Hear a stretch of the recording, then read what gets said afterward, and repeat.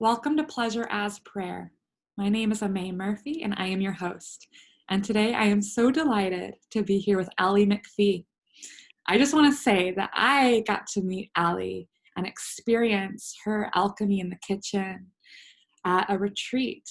And it was such a delight to be nourished by her medicine and her awareness of, the rainbow and bringing the rainbow into diet and food and the presentation of food. And I'm just so grateful that I got the opportunity to know her and then follow her and, benefit from the wisdom of how to eat during the cycle and the recognition of the seasons that our body goes through on a monthly basis, and how to really tend to the nutrition aspect of taking care of these beautiful bodies that we've been gifted.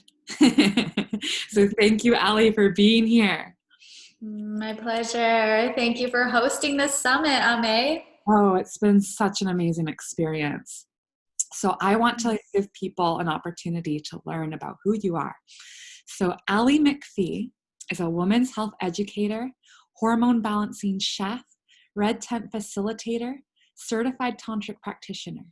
She helps busy, heart-centered space holders of the divine feminine remain in their power, pleasure, and purpose with hormone balance recipes, exquisite self-care rituals in her online programs, cooking classes, retreats, and one-on-one coaching.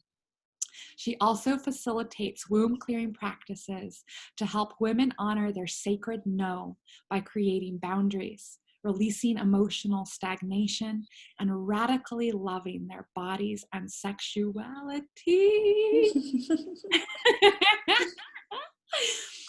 So Aimee is bringing a really important piece, in my humble opinion. She is going to be sharing about pleasure in regards to our cycles. And I find that this is just so critical to understand and know as female-bodied people. So, Aimee, my first question for you is, how does pleasure as prayer show up for you in your life? So I would love to just dive into the menstrual cycle and how I work with the menstrual cycle to increase pleasure. Should I start there? Sure. Yep. Okay. So pleasure to me is about embodiment and presence. And in this current time period, there is a type of collective energy that is go, go, go, go, go, and show up this day, have high energy, get the job done, repeat. And this can cause, I believe, disembodiment and a disconnect to our own inner rhythm. If we're a womb carrier and if we have hormonal rhythms, the current workforce is based off of a solar rhythm. So that's, sun goes up in the morning, goes down at night. However, those who are womb carriers are attuned to a lunar rhythm, which has to do with a 28-day cycle that our womb space, our hormones fluctuate in. And this causes there to be different expansions and contractions within the hormonal rhythm. And this impacts our mood, our energy levels, our emotions, our food cravings, our sexual desire. It impacts all of that. So when working with the divine feminine energy, when working with Shakti, it's always changing, ever flowing. And we see this in the menstrual cycle. So for me, really claiming my pleasure is about embodiment and understanding my inner rhythm of my menstrual cycle. How are my hormones fluctuating throughout a 28-day cycle? And what does it feel like to be in that specific phase when hormones are high or hormones are low? And embracing that phase rather than trying to fight against it and trying to push on through. Those are the ways that I really dive into the essence of being in my body and experiencing more pleasure, because I'm accessing the wisdom of that menstrual phase when I'm in it, rather than trying to produce more or be something I'm not at that time. So And I can explain more about these phases if you'd like, but that's just how I like to really tune into the magic of pleasure, is through the embodiment of my menstrual cycle wisdom. Yeah, I would actually love for you to go through the phases and really elaborate on them. Yeah, absolutely. So I'm going to go through the 4 phases, and I'm going to relate them to the seasons that we experience outside, as well as share a little bit of hormonal science too, to understand biology. If you have a womb, what happens in a 28-day cycle. So, and I would love to actually offer some rituals that you can do to invoke pleasure in those phases too. So it'll kind of Oh, be like, yes. yeah, give you all the things, science and ritual. So we'll start with the menstrual phase, just because a lot of us are familiar with this phase. If you're bleeding, you're in your menstrual phase. And to map out a 28-day cycle, not everyone bleeds every 28 days. Some people have earlier bleeds, day 25. Some people have longer bleeds. They have a cycle duration of 31 days. So I'm going to kind of map it out in a 28-day cycle. But day 1, when you get your period, is considered the first day of your cycle, and it's you entering into your menstrual phase. And at this phase, all the hormones are returning to a low level. They're dropping low. So what this is going to do to your energy level is, of course, your energy levels are going to be low, because there's a lot of internal experiences going on. Your uterine tissue is shedding. That's a lot of inner energy expenditure. And so one of the ways to increase more pleasure during your menstrual phase is to plan space in your schedule, to have restorative practices, to pause, to really honor the spaciousness that's needed for rest at this time of the month. So I'm going to talk about the ovulatory phase in just a little bit, but I do want to say, during that phase when our hormones are high and we're feeling super expressive, it's really easy to plan things onto our calendar at that phase of the month. And then 2 weeks later, when we're bleeding, there's all this stuff on our schedule, and it can start to feel really overwhelming. So the menstrual phase is meant to be a space of pausing, of resting, because oftentimes there are some mystical experiences that happen. If you are a dreamer and in your sleep you have a lot of dreams during this time of the month, a lot of intuitive dreams can happen. You could have epiphanies and downloads come through. That's because the left and the right hemispheres of the brain are more synchronized at this time of the month. And it's said that womb carriers are more spiritually connected to the cosmos, to spirit at this time of the month as well. So being able to really carve out space in your schedule, knowing when your menstrual phase is coming, and being able to take things off your calendar ahead of time at that phase, it's really going to create that space so you can just flow in the magic of that space and allow that space to be there for intuitive downloads to come through. I believe this is part of claiming our power, is really being able to have that energy available to receive these epiphanies. And it really sets the tone for the whole menstrual cycle month ahead of what we're getting ready to creatively birth. So I know a lot of womb carriers that I work with, when they create more space in their schedule and really receive those intuitive downloads, or just really nurture their body, they start to experience less resentment in their intimate relationships, because they don't feel like there's so much pulling on them. They feel like they really have that space to dive into the essence of literally shedding and rebirthing. And so to experience more pleasure, it's really owning the magic of that phase, which is rest. And really only 2 days is needed to give yourself that pause. And if you're busy and you've got a really incredible busy work week, simple things that you can do is, even if it's just at the end of the night, taking a salt bath and just, rubbing your body with cacao lotion or something, and really just feeling present in your body can support the space that's needed in that phase to really be embodied. So that's my first tip with the menstrual phase. And I'm going to talk about the energetics of the emotional clearing that occurs within the menstrual phase as well, but I'm going to tackle that more in the luteal phase, which is right before we bleed. And typically that's when people experience PMS, which I believe stands for please make space. So we'll get there to the actual pain that can come up during the menstrual phase and the late luteal phase that can prevent you from feeling pleasure. So we'll get there. But then going out of the menstrual phase, that's when we go into our follicular phase.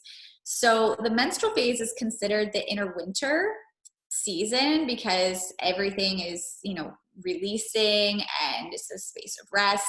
When we come out of the menstrual phase, that's our inner spring. Our hormones start to rise again. Our uterine tissue starts to build and we release 15 to 20 eggs. So it's a very fertile beginning of our fertile time of the month and then heading into ovulation when we're most fertile. So during the follicular phase, a lot of people may experience right after they finished menstruation before their estrogen levels start to rise again. And by the way, estrogen is a hormone that makes us feel very creative and inspired and want to do new things, take on new ideas. And there's always a period of kind of low hormones. You're finishing your bleed, but your estrogen levels haven't raised yet right after you bleed. And this is the very beginning of the follicular phase. So sometimes people, and I've experienced this before, you can feel this kind of like creative lull and you want to start to take action, but you're feeling just kind of a dullness. So one of the rituals that I really love to do during the follicular phase to be more embodied and claim the magic of this phase is working with a yoni egg or a jade egg, which I'm assuming there's other speakers in the summit that might have mentioned yoni eggs. Am I correct? Or I'm pretty sure they've been mentioned, but no specific practices. okay, cool. Well, I'll give a brief overview of it if people aren't familiar with it. The yoni egg, the jade egg practice is over 2,500 years old. It originated in China. And the Taoists believe that our sexual energy is our life force. It's our vitality.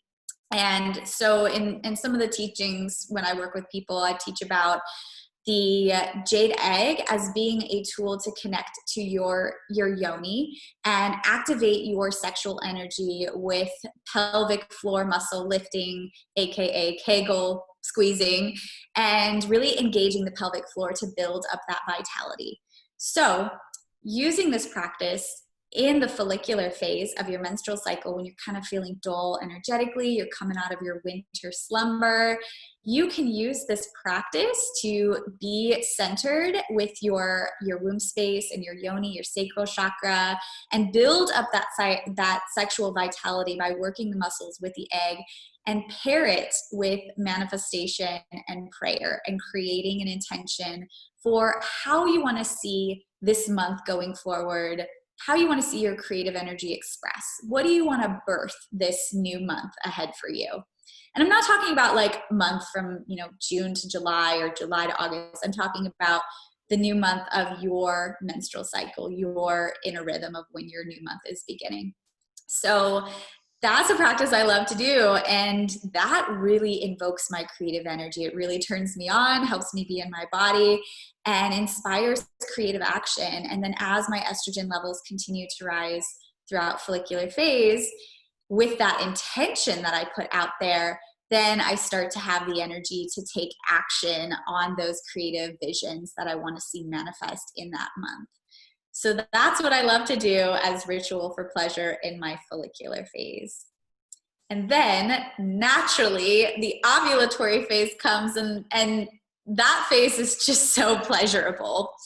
Our cervix releases cervical fluid for about 3 to 5 days during that part of our cycle, and we're naturally juicy. We literally have yoni juice coming out of us, and this is actually fertility fluid.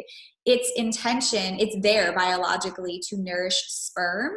So for example, if we don't ovulate until day 15, several days prior when we start to release cervical fluid, if we were to make love without a condom and sperm is present, that yoni juice, cervical fluid, will nourish that sperm for days, until the egg is released from the follicle, and then that sperm can meet the egg. So that's nature's way of helping us procreate. But it's a super juicy time. And not only speaking of juice within the female body, but also just the energy of the hormones at this phase. There's high estrogen, again, a hormone that makes us feel very creative and expressive.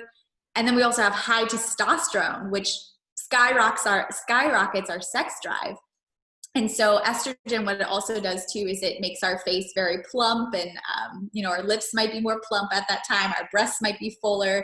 So we're feeling very juicy, turned on, and then we've got the high sex drive due to the testosterone levels. And so this is baby making time of the month. So naturally, this time of the month, you may just feel more pleasure in general.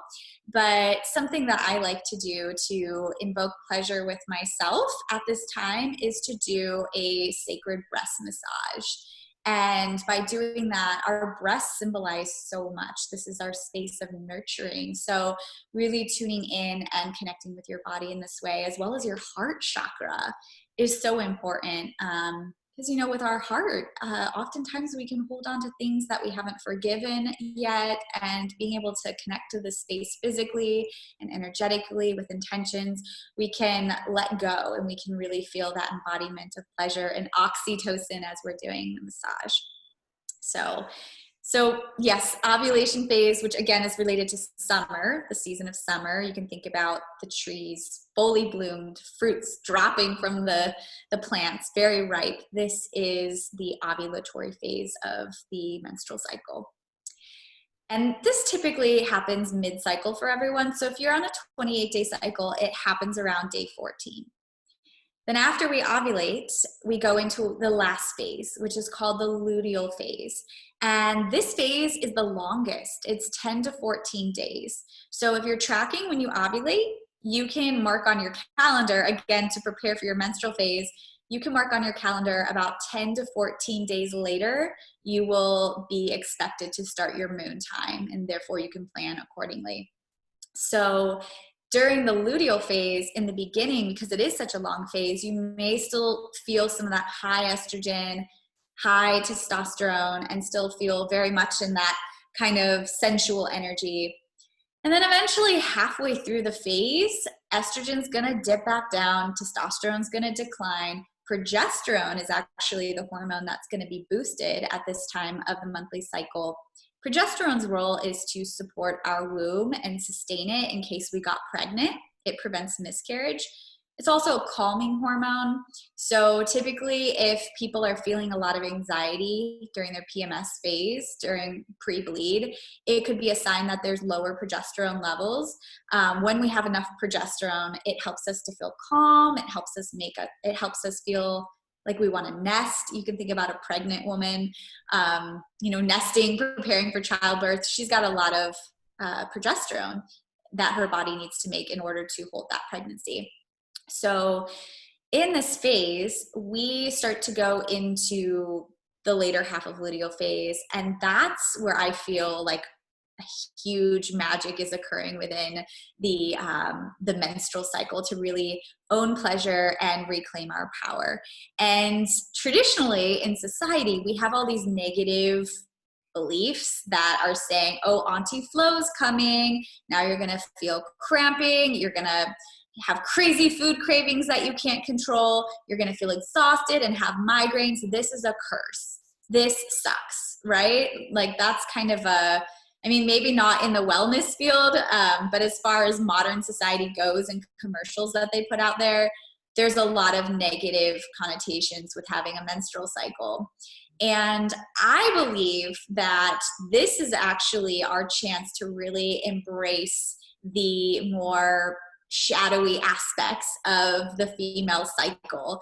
This is where our power is. I believe that PMS stands for please make space, and that our womb, as it's preparing to shed the uterine tissue, what's also happening is a clearing is occurring, not only physically, but emotionally, energetically. And this could be stuff coming up to clear from the month ahead. Perhaps we had challenges with creating boundaries at work or communicating our needs to our beloved or our family members.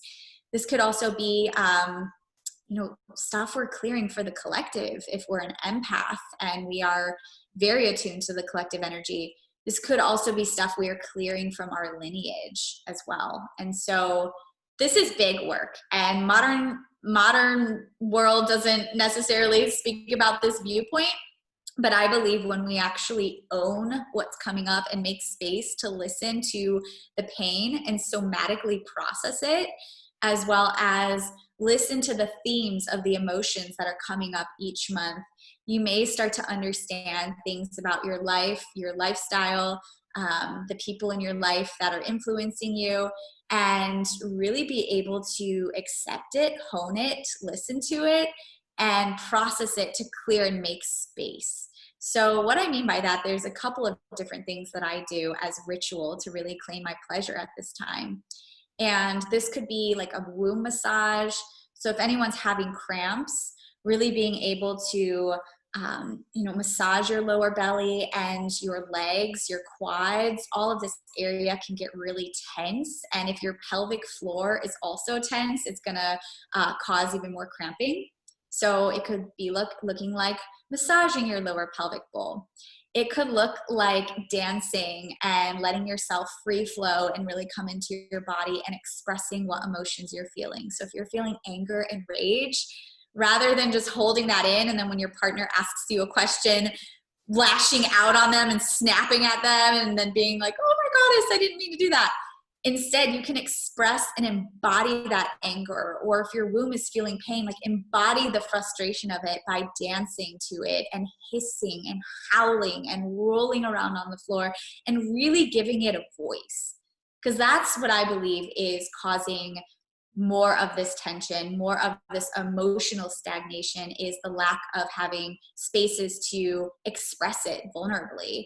It wants to have a voice. And sometimes we don't even know like what it's trying to say, but if we can really own it and speak it or cry it out or move it out or shake it out or sound it out or sing it out, then it gets a voice. Then it gets to be seen. And then at that point, it can transmute. So this is essentially what I call womb clearing. And that's one of my favorite rituals. And I don't get menstrual pain like I used to. And oftentimes, I'll notice certain themes will come up each cycle right before I'm about to bleed. Certain things will come up. And when I make space to really own what's coming up and listen to it, that's when the wisdom comes through. And when I make space to just be vulnerable and cry, oftentimes my menstrual flow will come on right then and there, or a couple hours later, or the next day.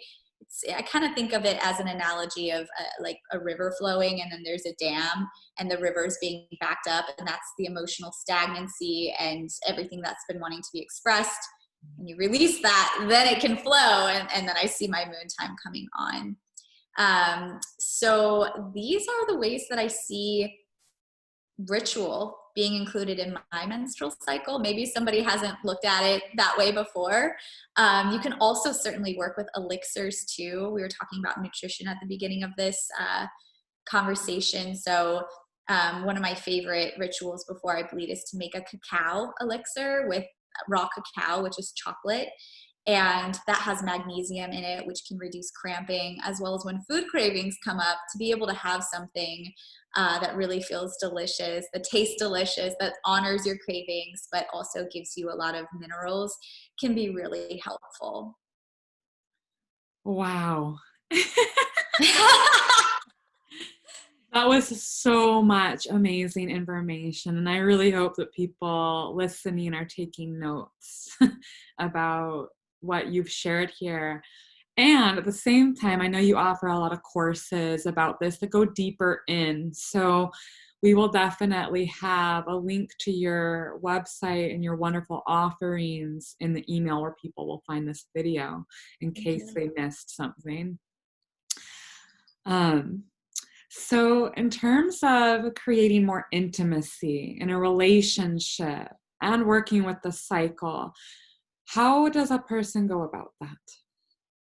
That's an excellent question. And if you're wanting more intimacy with your partner, the first step would be to first understand your own rhythm. So everything that I just shared, um, tracking your cycle. There's so many apps you can use too. I'm a fan of Kindara, which is spelled Kindara. I can plug in my direct information about my cycle into that app, and studying your cycle, really getting to know how you feel in these different phases. Not everybody has, migraines during their PMS phase. Some people get irritability and crazy food cravings. So when you know your rhythm and you're used to the different emotional expressions and symptoms you experience, then you can communicate that to your partner. Right? Because if you don't understand yourself, it's hard to communicate why you're acting a certain way to your partner. You have to understand yourself first. So, what I find in creating more intimacy with the menstrual cycle is one, knowing it yourself, two, being able to explain that to your partner, and then utilizing the wisdom of your menstrual cycle with your partner. So, for one example, there are some people who before they bleed do not like intercourse, or even when they actually are bleeding, they don't like to make love. But for some people, they love it because the penetration and orgasm itself can be really relaxing to the pelvic floor muscles, which can reduce cramping. But that's not for everyone, right? I personally get really turned on right before I start my bleed. And that's because estrogen does spike a tiny bit right before we bleed. So we might experience a little bit of juiciness down there right before we start to menstruate. But everybody's different. And the more that you know your body and its biology and your rhythm, you can communicate that to your partner, which I feel like is so important, because if your partner knows when you're about to start your moon, and you can even have a calendar that you circle your predicted day that you're going to start bleeding, then if you start to get a little snappy, your partner may not take it as such an insult to them. They may take a step back and realize that, wait, where are they at in their cycle? Oh, the moon time is coming. So I feel that it just creates way more understanding why there are times that we may want more pleasure, or we're adverse to pleasure because we're needing that space. And being able to communicate that to your partner, it just brings clarity. It brings intimacy. I know for me, and I just think about the energy of Shakti and Shiva in general, right? Like Shakti needs to be witnessed for the dance, for the creative flow of the universe. And when Shiva witnesses, then Shakti can move. And so just thinking about being witnessed in a relationship, I feel is so important to be understood, so that I'm not alone in all of these processes, that I'm being witnessed and understood. To me, that is a depth of vulnerability that I crave. So again, having a calendar that you and your partner can share, sharing a Google Calendar, or even, I believe there's an app, I think it's My Flow, that you can also sync your partner into it so they get alerts of where you're at in your phase. So it's just fun to work that out and even do ritual together. Oh, yeah, that's so beautiful. Thank you so much for everything that you've shared. It's priceless to be able to understand ourselves on the level of what's happening in our hormonal realities in these bodies. So time has just flown right on by. And I would love to have some time where you get to share about the free gift that you're offering to the listeners. Yeah, absolutely. So the free gift that I'm offering all of you is actually a womb clearing meditation audio. So I was talking about the luteal phase where you might experience, please make space, PMS. And if you've never done one of these embodiment somatic processing practices before, I've created a womb clearing guided meditation to support you in tuning into your emotions and making space by somatically processing and really owning yourself as a medicine woman on this journey. So, yeah, that's one of my favorite rituals to do pre-bleed. And I also use that clearing anytime that I'm feeling either dull with my creative energy, or I'm having a difficult time communicating myself or understanding my emotions. It can really be used at any point. Our sacral chakra holds the energy of our sexuality, our creativity, and our fertility. So if there's any kind of energetic blockage, all of those three categories can be impacted. So it can be used for anyone that is a womb carrier, or if you don't have a womb and you want to connect to your womb space, the energy of the sacral chakra, this meditation can support you in just reclaiming your empowerment, liberating, and really understanding what you're clearing that month so you can have space to birth something new. Beautiful. Thank you so much for being a part of Pleasure as Prayer. The magic and the wisdom that you've brought to the table means so much to me, as I desire to see women feeling really empowered by their cycles, and that they have the tools and the ability to nurture themselves in the best ways and understand, you know, their canvas that they're painting. So thank you so much, Allie. Thank you, Aimee. I really appreciate you hosting this summit. It's so needed. And thank you for everyone who made the space to tune in. I'm so excited to hear how you honor your menstrual cycle.